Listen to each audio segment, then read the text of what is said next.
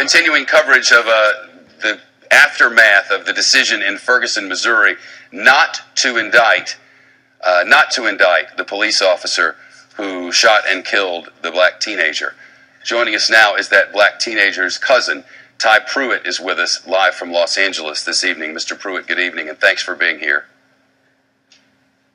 Good evening, Shep. I'm sorry for your family's loss, and I wonder if you could give us a sense from the family tonight of its thoughts on what it's witnessing.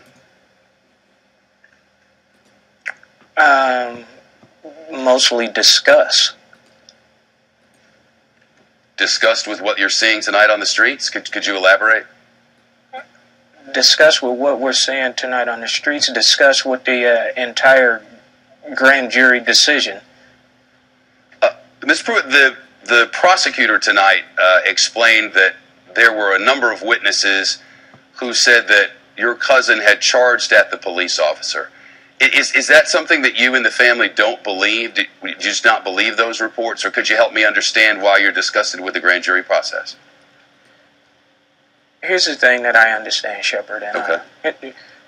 First of all, let me just say this, that I've always been very vocal about this not being a black and white thing, and just the mere fact that news media introduces him as the young black teenager dehumanizes him. And that's why I think this case went the way it did, because nobody's looking at anytime the first words are the young black teenager and the white cop, it's going to dehumanize both of them, and it's going to divide our society to take sides. So that being said, when you look at this grand jury decision, the way Bob McCullen did it, it was pretty much based off of this Officer Darren Wilson doing what he was supposed to do, following procedures, right? So when you say that Darren Wilson followed procedures, he went into this situation when he got a call about a strong-arm robbery, 2 suspects, and they say he done the right thing.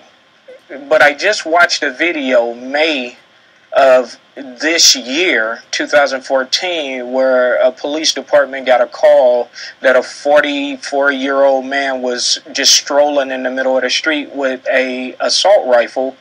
And this policeman not only came to the scene, but he talked to this guy for 10 minutes and managed to disarm him. I understand your concerns. So who was doing the right thing? Oh, I understand. But that really is a separate case, and I'd like to stick to this case because it's the one that we have at hand right now. Is it the family's belief that the decision by the grand jury was an unjust decision, and if so, why? And that's what I'm saying, Shepard. In order for us to look at this case, you have to look at other police cases. Because if you're saying that Officer Darren Wilson followed procedures, you have to look at police procedures. Well, no, and the way other police specifically, handled and I this don't mean to interrupt you, but I need to know what the family's position is on the decision that was rendered by the grand jury outside Ferguson. Does the family believe that that was a just decision or an unjust decision in and of itself, and why? It was an unjust decision. Because nobody's talking about why did this policeman assume that he could take down 2 strong-arm robbery suspects? Well, the grand jury indicated that, forgive me, but the grand jury indicated that the officer was charged at, that the suspect in that case, and that's how he knew him at the time, was moving toward him, had reached for his gun, and that the officer fired and did so by procedure and justly. That was the ruling. But how did that confrontation begin? He pulled up on him.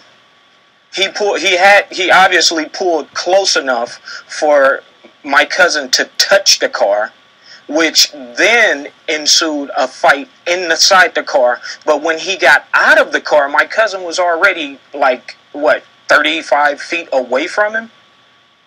So my question is at what point in time does it click in your head as a police officer to open up fire in a neighborhood with kids and other residents According to the words of the prosecutor, that decision was made as a suspect at that point, charged toward him. And police officers must protect themselves while they protect the community. I'm not saying I was not there and have no idea what happened, but I can report with certainty that what the prosecutor said and what the grand jury ruled was that the suspect in this case charged toward the police officer, and in self-defense, the police officer shot.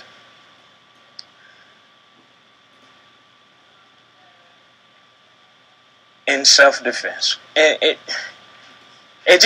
makes no sense to me, Shepard. It makes no sense to me that you fear for your life and you have a gun. This guy has no gun. And this guy, according to the prosecutor, was trying to get that gun. And that's why the prosecutor said that was in the car, Shepard. That was inside of the car. I'm not arguing Obviously, position. I'm explaining the position No, of the prosecutor. me neither, Shepard. But you're asking me about this grand jury decision, and I'm telling you, the fight was inside the car. A shot, or maybe they said 2 shots, went off inside the car. So then he ran. He was already shot once. So you're telling me that, now if you had killed him while you were fighting him inside the car, I wouldn't have much of an argument.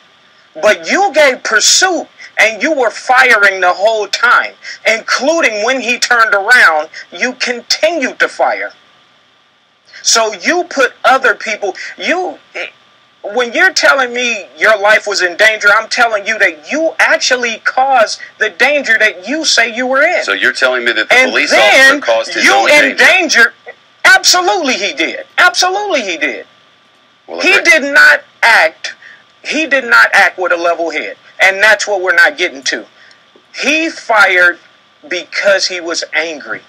I'm not saying, I don't know if he was racist. I'm not saying he was racist. There's no doubt in my mind that this guy fired in anger. Ty Pruitt is the cousin of the young man who lost his life and is at the center of all of this. Michael Brown's family, certainly in a world of hurt, and now all of this happening around. The president tonight urged for calm. Would you do the same? Absolutely. I think this is absolutely ridiculous. These people are nothing but opportunists. Nothing but opportunists. And I would encourage the police officers to protect these businesses. And they are trying to do that. Ty Pruitt live with